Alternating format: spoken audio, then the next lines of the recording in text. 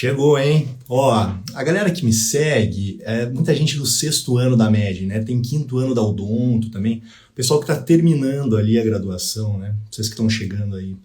E esse é um ano muito duro, cara. Eu já vivi o que vocês estão vivendo aí, tá? Decisão, né? Do que a gente vai fazer, prova de residência, se eu vou passar, se eu não vou, se eu vou sair da casa dos meus pais, se eu não vou, e agora, né? Aí vem a história dos começos dos plantões, cara. Puta, quanto tu paga um plantão? Você sabe quanto paga um plantão aí na tua cidade? Faz ideia de quanto custa um plantão aí? Ou como é que você recebe isso? Vou ter que fazer uma PJ, posso receber em pessoa física, caixa 2. É duro pra nós, a gente não sabe nada, né? Na faculdade de medicina ninguém ensina isso pra nós, né? Como é que declara isso depois? É um baque, cara. Então assim, ó, minha sugestão pra você tem que pensar a tua carreira. Pensa a tua carreira para os próximos 5 anos. Esse é um exercício mental. Eu falo isso bastante aqui, cara, com a turma. Aonde você vai estar daqui a 5 anos? E mais difícil ainda, aonde você vai estar daqui a 10 anos? Esse é um exercício mental muito foda.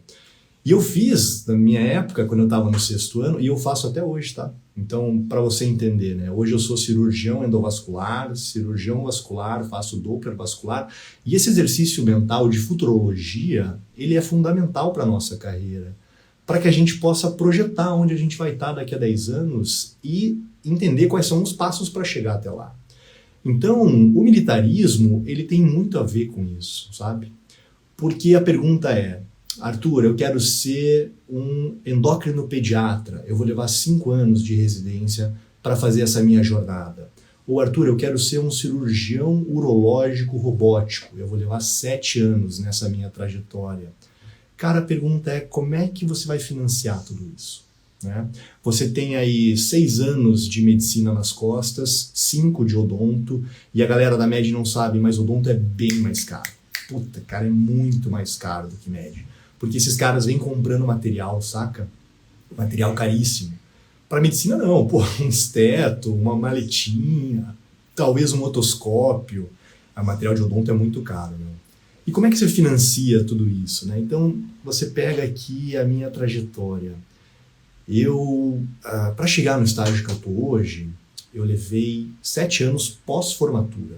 Então foram 2 de cirurgia geral, 2 de cirurgia vascular, 1 de ecografia vascular com Doppler e 1 de cirurgia endovascular, mais um ano fora do país, fazendo um International Fellowship. Cara, como é que paga isso com a bolsa de residência, meu? Não paga. Aqui em São Paulo, para você morar com R$3.800, é impossível, cara. Você vai morar muito longe, morar mal.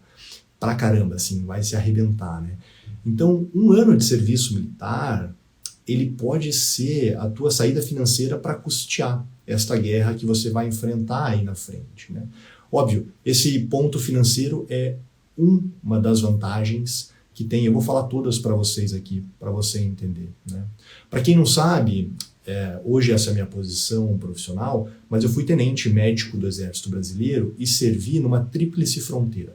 Então a galera que me segue há mais tempo saca isso, né? Eu servi em Tabatinga, a famosa capital nacional da cocaína, um nome bem carinhoso, né? Para uma cidade tranquila de se morar. E vou confessar para vocês, eu não sabia direito para onde eu estava indo, tá? Entrei assim, de gaiato na história, e é isso que eu não quero que aconteça com você. Que você alinhe bem sua expectativa com a realidade para que você não se frustre. Se você já escutou do teu veterano assim, ó, cara, não vá pro serviço militar, que é uma fria, os caras não pagam direito, você vai se arrebentar de trabalhar, vai ter que sair em missão, ou o contrário, não vá pro serviço militar, que é boring, é chato pra caramba, fica só na repartição, atendimentozinho ambulatorial. Provavelmente o teu veterano, esse cara se frustrou, porque ele tinha o mindset que ele esperava, não correspondeu com o que ele encontrou. Então, este alinhamento, ele é fundamental para evitar uma frustração futura, né? Quando eu servi em Tabatinga, vou contextualizar você aqui. Cara, essa cidade é um pepino, né? Se tiver alguém do Amazonas aí, depois eu vou abrir os comentários, vocês falam sobre Tabatinga. Tabatinga fica no extremo alto Solimões. É onde o rio Solimões entra no Brasil, cruzando com a fronteira com o Peru e com a Colômbia. Então é uma tríplice fronteira no meio da selva, sem acesso terrestre nenhum, apenas acesso fluvial ou aéreo. Para você sair de Manaus e chegar a Tabatinga de barco, pelo menos 3 dias navegando, meu amigo. É coisa, hein? É chão pra caramba. Ou você pode voar, né, de Manaus para Tabatinga, que também demora, viu? Não tem tanto voo assim. O que acontece em Tabatinga? Acabou se conurbando a cidade brasileira, Tabatinga, com a cidade colombiana, que é Letícia. E como ambas não têm acesso terrestre, virou um microcosmo, sabe? Um negócio meio maluco ali. Ali vira um portunhol com peso real. Aí tem o exército colombiano, o exército brasileiro, Polícia Federal pra caramba, né? Todos os órgãos de agência nacionais estão em peso lá, porque tem uma fronteira fluvial com o Peru, que é um país que tem certa dificuldade em controlar o narcotráfico. Aí existe uma fronteira terrestre com o Brasil, na Colômbia, e a Colômbia, todo mundo sabe que tem uma atividade importante das Farc, né? No Peru é o Sendero Luminoso, e o Brasil é o Brasil que a gente conhece, né, turma? Então, assim, treta, né? E aí eu fui de cabeça para essa história. Lá em Tabatinga tem 2 organizações militares. Então quero que você aprenda esse conceito aqui se você está pensando em engajar, tá? Se você quer dispensa, isso é menos importante para você. Mas se você quer engajar, você tem que entender a diferença entre guarnição e organização militar, porque na hora de você preencher lá a tua FISEME, você tem a oportunidade de colocar as organizações militares. Guarnição é uma cidade onde uma das Forças Armadas está presente. E organização militar é exatamente um prédio, uma instituição militar onde você pode trabalhar. Então vamos usar Tabatinga como exemplo. Tabatinga é uma guarnição onde tem 2 organizações militares. O Hospital de Guarnição de Tabatinga, HGUT, e o 8º Batalhão de Infantaria de Selva, CFSOL 8º BIS, aonde eu servi. Então é uma guarnição com 2 OMs, tá? Organização militar. E aí eu servi nesta organização militar, que é o 8º Batalhão de Infantaria de Selva, extremamente operacional, né? Cara, eles são responsáveis pela presença do Estado Federal na fronteira. Então, eles resolvem tudo. E para completar, não tá pleno ainda a história. Para completar, o batalhão ele tem deslocamentos que ficam presentes no meio da selva mesmo, que chama Pelotão Especial de Fronteira. Então, atenção. Se você está pensando em servir na 12ª Região Militar ou no Comando Militar do Norte e está querendo ir para um batalhão, meu camarada, escuta o que eu vou te falar. Se você não sabe o que é um PEF, não se voluntarie, porque o bicho pega mesmo. Eu fui para um PEF e não sabia o que era, tá? Então caí de cabeça nessa história. Pensa que eu tenho uma cidade ali, Tabatinga, 50 mil habitantes em Tabatinga. É pequenininho, né? Bem pequeno. Letícia, 80 mil habitantes. Então, ali eu tenho um microcosmo de mais ou menos umas 100 e porrada pessoas. É uma cidade boa para se viver? Graças a Letícia porque Letícia é a capital do estado amazonense colombiano. Então, tem uma certa infraestrutura. Mas é relativamente precário, assim, né? Você vai para um mercado em Tabatinga, cara, tem pouquíssimas opções, né? Tudo é muito caro, porque tem que chegar de embarcação ou aéreo. Mas beleza, é uma cidade e você vive bem lá. Agora, o PEF, o Pelotão Especial de Fronteira, não. Aí eles pegam um pelotão, que dá mais ou menos 50 homens, e colocam no meio da selva mesmo, onde não tem nada. Por que eles fazem isso? Porque provavelmente tem um rio muito grande atravessando de uma fronteira para outra. Então a selva amazônica é absurdamente gigantesca, aí tem um rio enorme cruzando da Colômbia para o Brasil. Quem é que guarda esse rio, cara? Alguém tem que olhar essa parada. É como se fosse uma avenida, uma hidrovia gigante para o tráfico internacional de drogas, né? Então, pum, coloca-se um pelotão especial de fronteira lá, 50 militares, uma pista de pouso e ó, um abraço. Agora, se tem militar, tem uma seção de saúde. Então esse é um ponto importante para você entender, né? Qual é a nossa função na tropa? O Exército, a Marinha e a Aeronáutica tem como função combate e resguardo da soberania nacional. Ponto. Não é atendimento populacional em saúde. Nossa função é atendimento da tropa. Então se tem tropa, tem uma seção de saúde. Se tem seção de saúde, tem um médico, tem um dentista, tem um farmacêutico, obrigatoriamente. E nos pelotões especiais de fronteira tem esses camaradas. E quem vai? Quem está no batalhão. Quem está no hospital não vai. Quem está no hospital fica no hospital. Quem está no batalhão é designado para lá. E aí você fica lá por 8, 10 meses sem sair. Agora imagina você, 50 homens, o riozão e a selva. Foi brabo, viu, cara? Confesso pra vocês, assim, uns perrengues difíceis que eu passei lá na mentoria, eu conto bastante, assim, sabe? Não dá pra contar tudo aqui online, né, do que acontece lá. Mas é muito, muito louco mesmo o que acontece, né?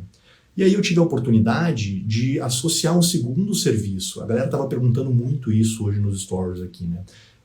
Eu consegui pegar um outro serviço da Secretaria Especial de Saúde Indígena quando eu estava lá. E aí eu somei meu salário para fazer atendimento comunitário à população carente da região e em especial os indígenas da comunidade Macuiu-Rupi. Cara, e nesse processo eu aprendi muita coisa sobre militarismo, né? Por isso que eu inventei essa história de Instagram aqui, para poder ensinar vocês e passar a minha experiência, porque nesse processo eu conversei com muita gente, vim lendo todas as portarias ministeriais. Porque o que acontece com nós médicos e dentistas, em especial, a gente entra sem saber os nossos direitos, sem saber os nossos deveres, e não espere que ninguém faça dos seus direitos valer, meu amigo. Cara, quantos relatos eu escuto aqui no Instagram do tipo: Arthur, eu não sabia que eu tinha direito a deslocamento financeiro, né? Arthur, eu não sabia que eu tinha direito a um adicional de habilitação, porque eu tenho pós-graduação, mestrado e doutorado. E aí, se você não fala, você não corre atrás do seu direito, você perde dinheiro, você perde benefícios, né? Então, a mentoria tem esta função específica, né? Te ensinar quais são teus direitos para que você possa correr atrás deles e receber teus benefícios, tá? E se você quer dispensa, o contrário, porque, veja, é uma obrigatoriedade, vamos falar da lei aqui, é uma obrigatoriedade para os MFDV, médico, farmacêutico, dentista, veterinário, se apresentar para a tropa assim que formados, se você for um homem, servindo numa instituição de ensino tributário e tiver até 38 anos. Então, quando a lei foi criada, que ela foi criada em 1964, depois revista em 67 e revista mais uma vez em 2010, agora continua sendo lei e obrigatoriedade, ela foi criada porque as Forças Armadas não tinham a capacidade de atrair os profissionais de saúde como tem hoje. Formava pouquíssimo médico em 64 no Brasil, imagina quantas escolas de medicina tinha naquela época. Então era uma obrigatoriedade você ir até as Forças Armadas, se apresentar e ver, pô, precisa de médico aqui? Precisa, vai servir um ano. Acabou, fim de papo. Ou não, não precisa. Segue a tua vida, você está dispensado. Só que de 64 para agora, quanta coisa mudou, cara. Olha só o número de governos, né, desencontros de políticas populacionais e públicas que a gente sofreu, o número disparado de escolas de medicina, né? Hoje a gente lidera o ranking de escolas de medicina, eu acho que perde só para a Índia, mas se você fizer a comparação população e escolas, nós somos top 1 mundial do número de escolas, né? Não vou nem falar de odonto. Cara, o que fizeram com o mercado da odonto, né? Arrebentaram o mercado. E aí o que aconteceu? Insuflou o número de profissionais no mercado, mas o número de vagas na tropa não mudou. Talvez mudou um pouquinho, porque o número de organizações militares aumentou, o número do efetivo militar aumentou também, mas nunca, né, imagina, muito discrepante a velocidade de crescimento do número de vagas na tropa para o número de escolas e de formandos. E agora o jogo virou. O Exército, a Aeronáutica e a Marinha não precisam mais de todos nós. Então, mudou-se e agora tem a história do tributário e não tributário. Então, por isso que muita gente forma sem saber que é lei, em especial em odonto, farmácia e medvet, porque a maioria das escolas são não tributárias e não estão mais inclusas na lei. Enquanto que para medicina, a maioria segue sendo tributária, a não ser aqui na segunda região militar, em São Paulo, que ainda agora tem muita não tributária, porque está assim de escola. Então, por isso que os médicos sabem mais sobre isso, né?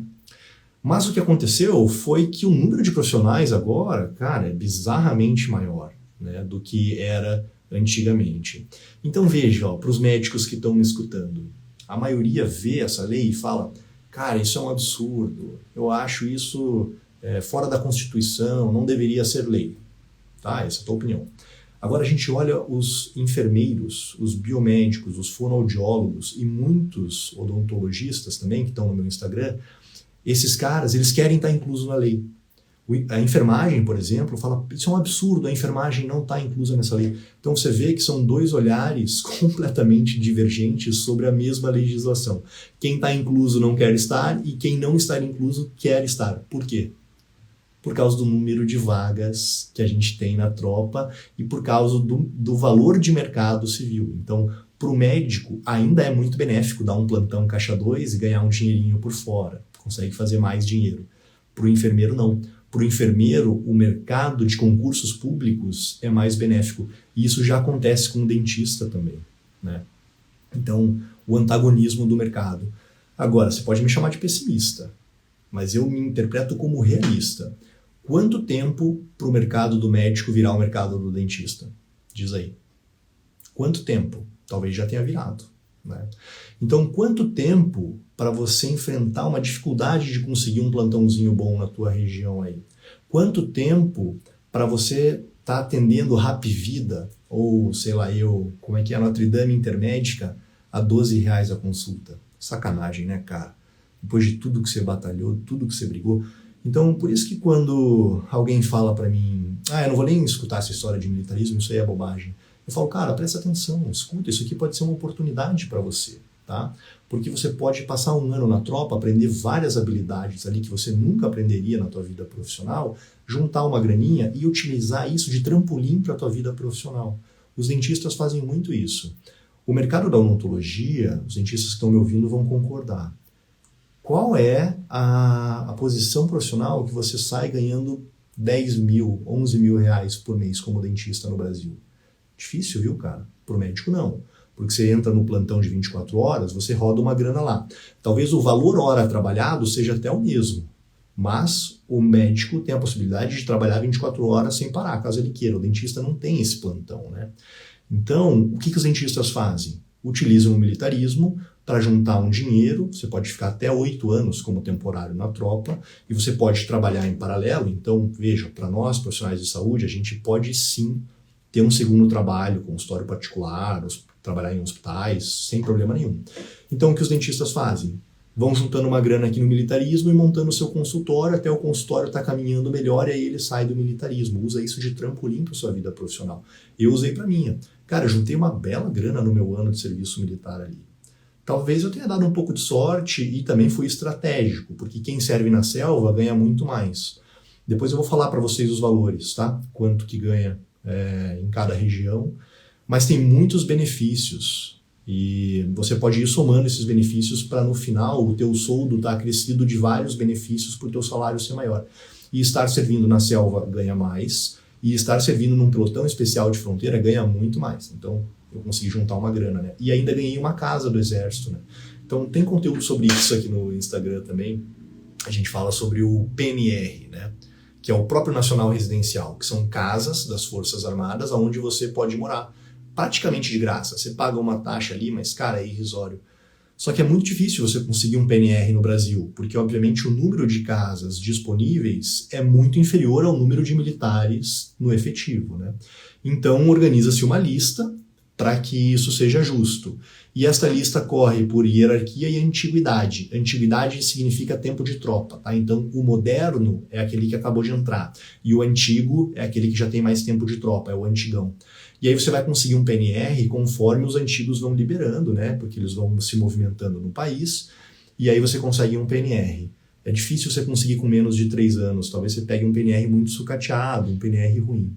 Tem vários tipos de PNR, tem os do tipo que eu peguei lá, que foram construídos em 1970. O PNR que eu peguei era uma casa de 4 quartos, cara, 2 banheiros, dependência de empregada, era gigantesco. Eu tinha 23 anos, solteiro, não tinha um móvel, tinha um PlayStation 4 só, era meu móvel. Coloquei tudo só num quarto e fiz do meu quarto a minha casa. Não tinha como, né? Gigantesco o troço, é dos anos 70. Mas aqui no Ibirapuera, onde eu moro, para quem passa por aqui, depois prestem atenção, tem condomínios de PNR aqui muito próximo do parque, cara, excelentes, assim. Tem PNR para praça, sargento e subtenente, e tem PNR para oficiais, né? Mas enfim, você conseguiu um PNR muito foda, difícil mesmo. Como que eu consegui? Eu tava no PNR que ninguém queria, lá na Caixa Prego, no pelotão especial de fronteira, né? Então veja, eu vou te falar aqui valor, tá? Só para você ficar comigo na live. O ano era 2014. Então foram-se 9 anos aí para trás. Tem que fazer muita correção monetária para você chegar no valor atual. Mas eu vou te falar o que eu ganhei. Inclusive na mentoria eu abro meus olerites para vocês verem. E em 2019 o governo Bolsonaro fez uma bela correção pecuniária para os militares. Então tá bem melhor agora. Em 2014 eu ganhava mais ou menos, bruto, uns 12 mil da tropa, tá? Para estar lá no pelotão especial de fronteira. E eu tinha um segundo salário de 14 na Secretaria Especial de Saúde Indígena. Cara, se eu gastasse R$1.000 para viver lá era muito. Agora faz a matemática aí e veja como que eu consegui juntar uma boa graninha durante o meu ano de serviço militar. Fiquei rico? Não, claro que não. Mas olha o conforto que esta grana me disponibilizou para eu poder fazer 7 anos de formação. Então, quando os caras falam assim, pô, Arthur, eu não vou porque vai atrasar a minha vida. Tá, isso é muito pessoal, né? Depende com quantos anos você está formando, depende qual é a tua pretensão profissional, se você quer sair do Brasil ou não, depende qual é a especialidade e subespecialidade que você quer fazer. Meu exemplo pessoal, formei com 23, cara, eu era um moleque de tudo, né? Imagina, super novo. O que é 1 ano de diferença na minha vida, tá? Para eu parar, para eu poder agora respirar depois de 6 anos de guerra, né, na faculdade de medicina, estudando o que me é imposto, trabalhando também, porque a gente se dedica lá no internato, e aí eu já emendo pro R1. Agora pensa, você pega 1 ano da tua vida para você respirar, ler outros livros que você quer ler e você não tem tempo, aprender outras habilidades que você gostaria de desenvolver, mas que não é permitido porque você está estudando medicina, ou você pegar esse ano para você poder viajar, curtir um pouco a tua vida antes do teu R1, juntar uma graninha e se preparar para o teu início da batalha e da tua jornada de residência médica. Se a gente pega o colega que formou na minha sala, lá em Curitiba, 2013, nós nos formamos, né? A vida profissional dele hoje, 10 anos depois, e a minha, cara, talvez não tenha diferença nenhuma profissionalmente as nossas posições. Mas tudo que eu aprendi no militarismo, este cara não aprendeu. E ele não vai mais aprender. É o que eu falo. Ir e se arrepender, você pode pagar a pena ali por 12 meses. Agora, não ir e se arrepender, você paga a pena para o resto da vida, porque você não tem a possibilidade de novo. Então, se você está se formando jovem, cara, não é atrasar a vida, sabe? Não tem como atrasar a vida. A nossa geração, e a geração abaixo de mim, né? Eu já rodei uma geração agora, nós somos muito ansiosos, cara. Muito ansiosos. E o Instagram piora isso, porque a gente vê o cara do cinto brega na Faria Lima fazendo botox, ganhando uma grana, a gente quer ser esse cara. Calma, tem que ter base, tem que ter preceito, tem que ter uma linha de raciocínio e dedicação, sabe? Não dá pra gente estourar de ganhar dinheiro e ser o melhor médico em 2, 3 anos. Se você optar por atalhos, cara, a tua vida profissional vai ser curta, não tem atalho.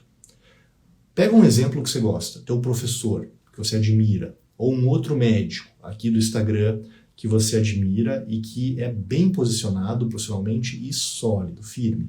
Pergunta se ele fez atalho. Não tem atalho.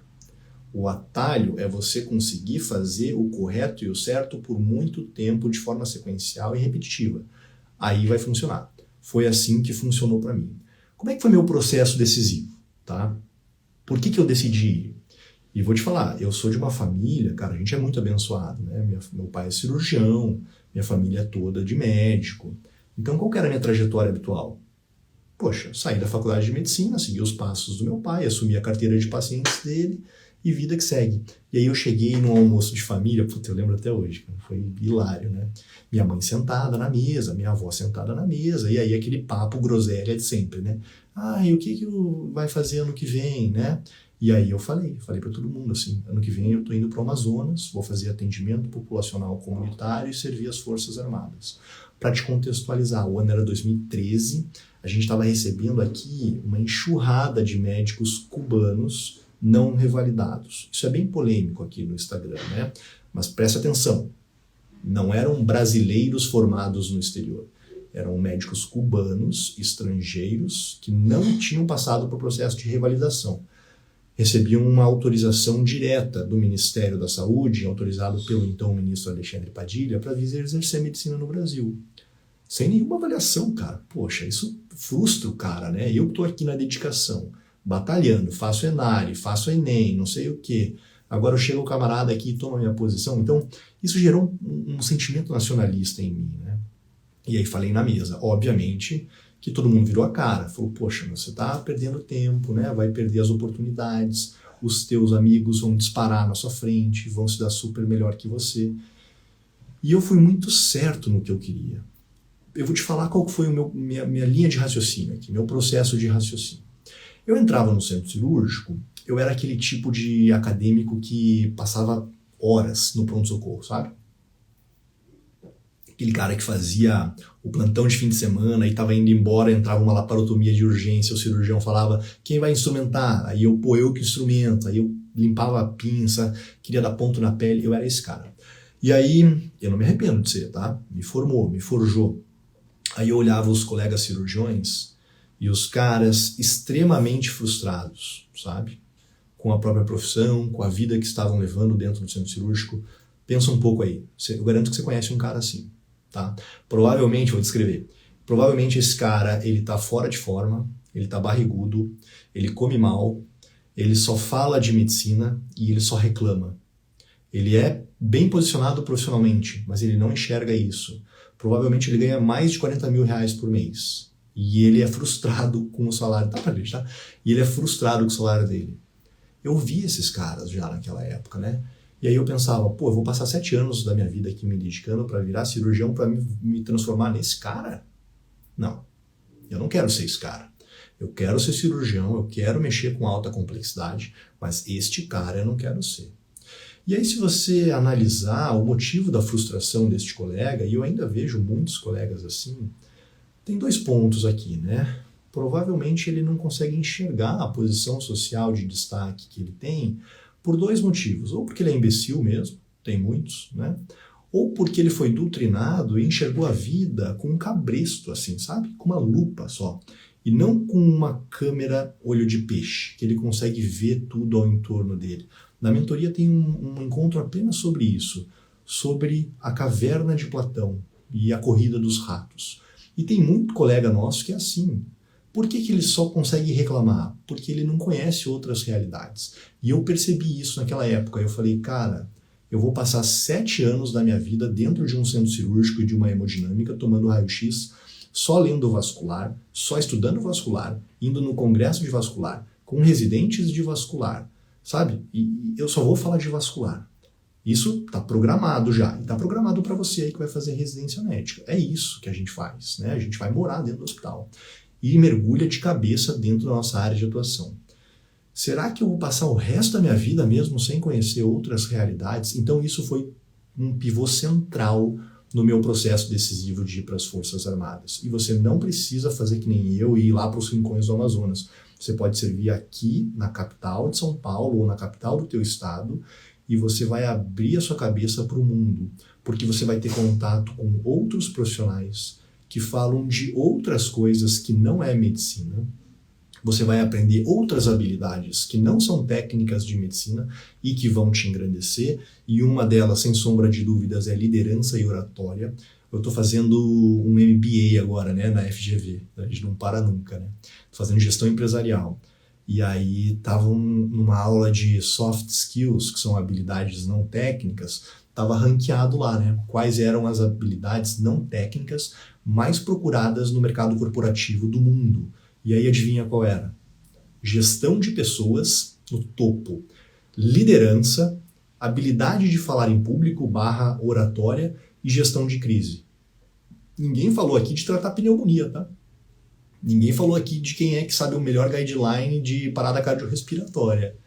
Você vê que as habilidades mais procuradas hoje, elas são habilidades não técnicas que ninguém ensina para nós durante a graduação.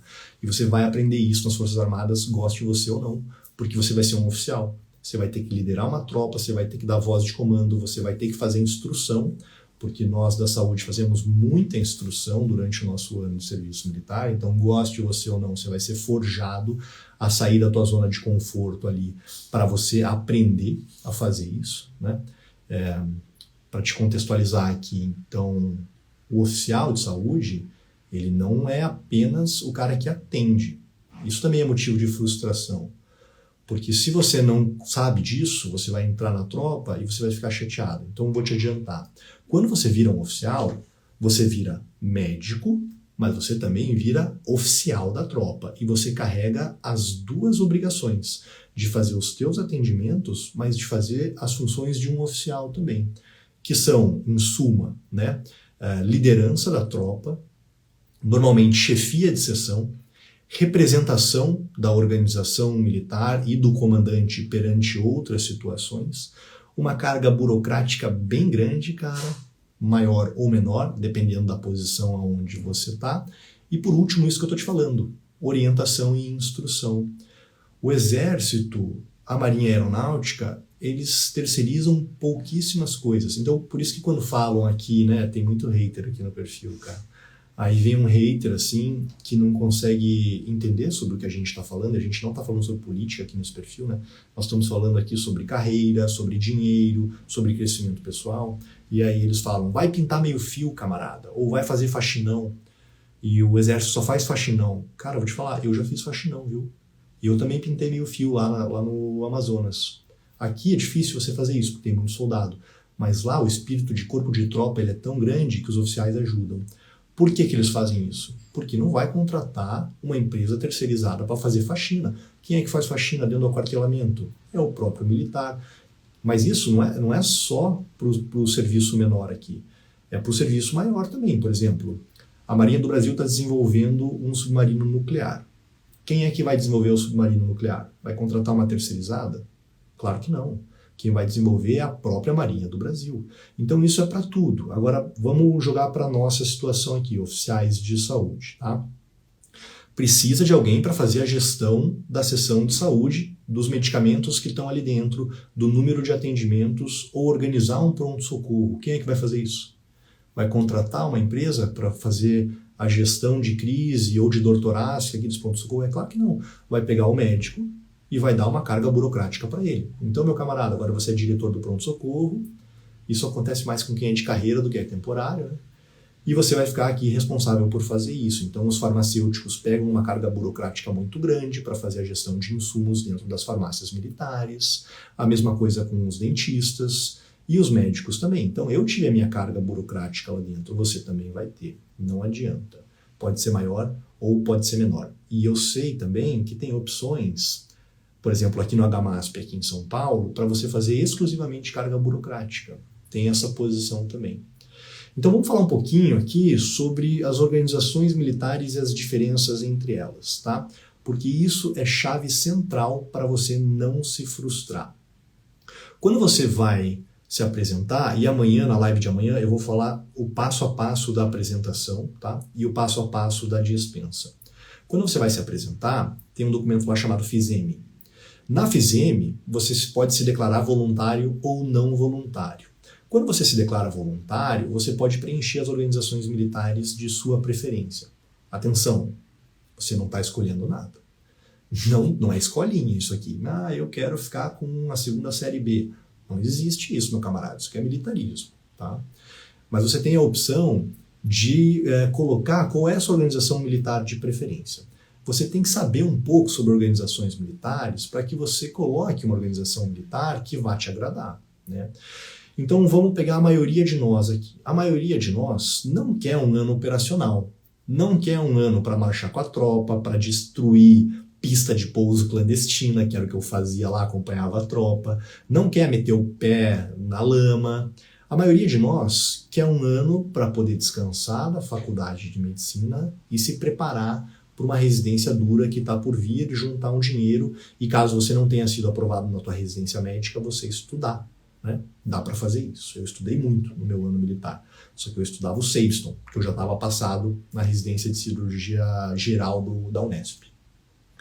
Então, se você escolhe o 8º Batalhão de Infantaria de Selva em Tabatinga, cara, você se ferrou, bicho. Você não vai conseguir estudar para residência, você não vai ter acesso bom à internet, entendeu? Então, onde que está aqui o ponto central da frustração dos nossos colegas que odiaram o seu ano de serviço militar? O cara imaginou que ia estudar, chegou lá, se arrebentou, pegou um comandante lá que é guerra na selva, o cara operacional pra caramba, se ferrou. Então você tem que saber qual organização militar você vai colocar ali. Se você for colocar um batalhão, coloca um batalhão logístico, um batalhão que vai fazer guarnição do armamento, sabe? Um batalhão mais fácil. Não vai colocar um batalhão de infantaria, um batalhão de cavalaria. Ah, eu vou para a Brigada Paraquedista no Rio de Janeiro. Então, vai trabalhar pra caramba com a tropa, entendeu? Então você tem que saber assim. Até tem um post legal no Instagram sobre isso, tá? Eu quero ser mais militar do que médico. Então o teu lugar é um batalhão. Procure a infantaria, a cavalaria, procure a artilharia. Você vai se dar bem e você vai ser mais militar, você vai fazer atendimento, sem sombra de dúvidas, mas você vai marchar com a tropa, você vai fazer formatura, você vai andar de viatura, vai andar de helicóptero, vai atirar, talvez você atire de fuzil, de metralhadora, que nem eu consegui atirar, tá? Arthur, eu quero estudar para minha residência médica e eu quero uma experiência muito mais de médico do que de militarismo. Então o teu lugar é um hospital ou é um ambulatório militar.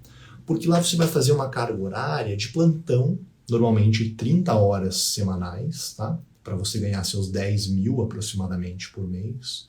Eu sei que não é o melhor salário do mundo, mas é extremamente fixo e tem muitos benefícios que eu vou te passar amanhã. Por exemplo, o 13º, auxílio fardamento, que é quase um 14º, plano de saúde, enfim, uma série de coisas boas aí. E no hospital você vai conseguir dar uma estudada, entendeu? Porque as coisas são mais certinhas ali. Enquanto que no batalhão, o pau quebra. Então, é ponto central você alinhar isso para que você não venha se frustrar, tá? Quais foram os benefícios, no meu ponto de vista, que eu obtive neste ano militar? Eu falei para você que eu não achei que eu atrasei, né, a minha formação. Pelo contrário. Quando você forma com 23... cara, você não tem a maturidade para entender o quão inocente você é, né? Te confesso que eu sabia muito de medicina, porque eu estudava bastante, eu passei na cabeça de chave lá no HC da Unesp, passei no HC da UFPR, Santa Casa de São Paulo, eu passei bem, tá? Sabia muito de medicina, mas não sabia nada da vida.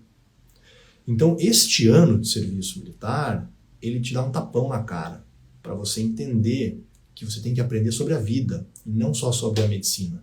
Que a medicina que está no livro, nem sempre é a medicina que se aplica. Se você sai do 6º ano direto para o R1, você é meio blindadinho pela vida, sabe? O R+ cuida de você, o preceptor está ali juntinho. Então, olha, do meu ano de R1 na Unesp, nós tínhamos 15 vagas, 13 tinham sido militar. Só tinha 2 vagas disponíveis aquele ano. Parênteses aqui, amanhã eu vou explicar como trancar a vaga de residência, tá? Tanto para homem quanto para mulher, não posso esquecer isso. Vou ensinar vocês, ainda dá, tá? Tanto para homem quanto para mulher. Só que agora a gente tem que fazer uns trâmites jurídicos aqui para isso. Para homem bem mais fácil, para mulher um pouquinho mais difícil. Então, eram 15 R1s de cirurgia geral. 13 vieram das Forças Armadas, Marinha Aeronáutica e Exército. Foi disparado um dos melhores grupos de cirurgia geral da história. Por quê? Porque estes caras vieram mais maduro. Eles não eram sextonistas. Eles passaram ali por experiências profissionais. Eles aprenderam habilidades não médicas, de liderança, de comando, de gestão de crise, de trabalho sob pressão, de hierarquia e disciplina, né? Vai ter que aprender. Não tem uma escala hierárquica dentro da residência de cirurgia geral? Claro que tem, cara. Você não fica respondendo teu R2, teu R4. A mesma coisa pro teu capitão, pro teu major, né? Então eles já sabiam um pouco sobre medicina, tá? Isso aqui é um benefício sem tamanho, que você pode fazer utilizando as Forças Armadas. Então esse era o papo que eu queria bater com você hoje, para contar um pouco da minha história, as coisas que eu vivi lá no Amazonas. Tem muita história boa que eu falo na mentoria, né? Eu passei muito perrengue lá, você não precisa passar aqui. Eu conto sobre a minha história, mas ela é muito extrema. A maioria disparada dos médicos militares fazem o seguinte processo. Acordam de manhã, vão para o hospital fardado, fazem atendimento populacional para a família militar, né, que são militares independentes, e voltam para casa. Ponto final. Pontualmente tem um desfile militar, pontualmente tem um apoio a treinamento, que normalmente é entrar numa ambulância militar e ficar observando um treinamento de tiro, um treinamento de deslocamento ou uma marcha militar. Esta é a vida da maioria dos médicos nas Forças Armadas, tá? Se você vai servir em batalhão, pode ser aqui na capital ou pode ser no interior, aí muda um pouquinho, você vai ter que fazer um pouquinho de treinamento físico militar, normalmente matinal, então acorda às 7, faz o TFM, né? Vocês veem que eu posto TFM aqui o tempo todo, né? Treinamento físico militar, e depois começa o atendimento. E em hospital, 30 horas por semana, regime de plantão, tá? Nós generalistas, né? Nós, naquela época, agora não sou mais, mas naquela época, fica em pronto atendimento e enfermaria, tá? Os ambulatórios ficam para os especialistas, que normalmente são médicos de carreira. E se você serve em batalhão, aí você tem uma carga horária bem fixa de horário comercial. Então é de segunda a quinta, das 7 às 4 da tarde, para o almoço, porque na sexta não tem expediente de tarde, olha aí que beleza. Então meio-dia encerra o jogo, normalmente o médico está dispensado no fim de semana. Então também é bem fixo assim. Agora, se você está num batalhão operacional, aí depende do comando, né? Se o cara falar que à noite vai ter missão, você vai ter que sair em missão. E fim de semana a mesma coisa, tá? Então amanhã eu vou te passar o passo a passo para você se apresentar, como que funciona isso, as 4 formas de você ser dispensado legalmente, tá? Então abro uma chave aqui, é proibido mentir, é proibido e inclusive é crime você mentir para um funcionário público. Mas existem 4 formas legais previstas nas portarias militares e nos documentos do Ministério para que você seja dispensado. Eu vou abrir um pouquinho aqui os comentários, tá? Porque eu vou encerrar a live já, só para ver o que vocês estão falando. E aí a gente vai falar também amanhã sobre grana, tá? Como que é a remuneração. Vou te dar aqui só uma prévia. Então a remuneração ela é feita sempre com base no soldo. Dependendo da tua patente, você tem um soldo. E esse soldo ele está sempre atrelado a sua patente e nunca a sua função. Então, um tenente combatente de infantaria tem o mesmo soldo de um tenente médico, tá? Mesma coisa para um major de infantaria, um major. Então, o soldo é o mesmo, mas o salário não é. Porque o salário, ele é a somatória dos soldos com os benefícios. E a gente passa todos esses benefícios e como adicioná-los na mentoria. Então, amanhã eu vou te falar mais ou menos quanto ganha, tá bom? E como trancar a vaga de residência. Então amanhã a gente volta, cara, às 8h30 aqui e vamos bater todos esses pontos aí, vou te ensinar tudo, tá bom? Vou te fazer um pedido para que amanhã você traga um amigo seu para a live, tá? Um desafio para você chegar para aquele teu amigo cabeça dura que acha que isso aqui é uma bobagem, que é perda de tempo e que você fale para ele, fala, cara, olha só, abra tua mente, tá? Se permita escutar alguma coisa diferente. E pegue a informação que eu estou passando aqui. A decisão é tua, cara. Não tem nada a ver com a tua decisão. Servir foi bom para mim, pode não ser para você. Mas o que você tem que saber é o seguinte. Se você vai, saiba o motivo que você vai se voluntariar e veja adequadamente a organização militar para onde você está indo. Porque pode ser o melhor ano da sua vida, como foi muito bom para mim. Mas pode ser uma bela de uma enrascada, viu? Se você não sabe para onde você está indo.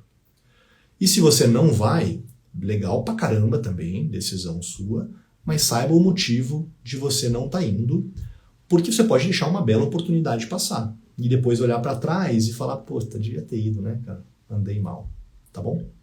Então eu te encontro aqui amanhã e você tem uma obrigação comigo, hein? Trazer teu amigo cabeça dura para escutar a live com a gente aí. Valeu, boa noite!